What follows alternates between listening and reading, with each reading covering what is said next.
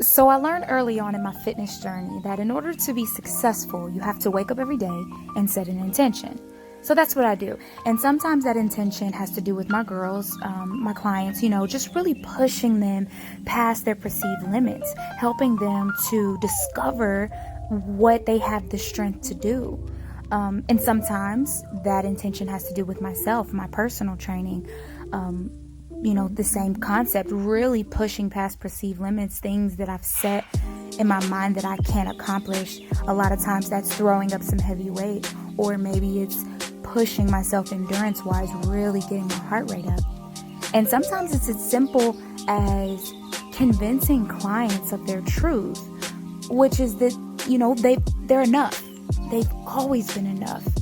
And that this training is simply going to be an addition to the perfectness that is them.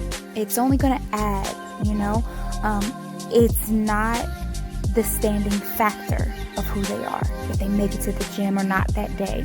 It does not determine if they will be successful, or if they're a good person, or if they're beautiful, or if they're worthy. Sometimes my intention is to be a better mother, to be a good example to my son, to show him that, anything that he sets his mind to, he can accomplish.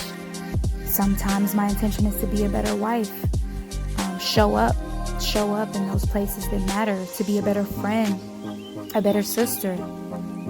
And then on those days that I do succeed, that my intentions are realized, it's amazing. It's electrifying. It's energizing. It's what gives me the passion to keep pushing, to keep going. But the days that I don't, as devastating as it is, I find it in myself to accept my failure, to accept the fact that I fell short. And at that lowest point, I find it in me to show myself grace. And with this practice, I've developed a capacity for love for myself that I didn't even think was possible.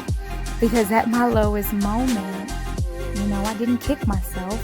I was gracious. I was loving. I was understanding.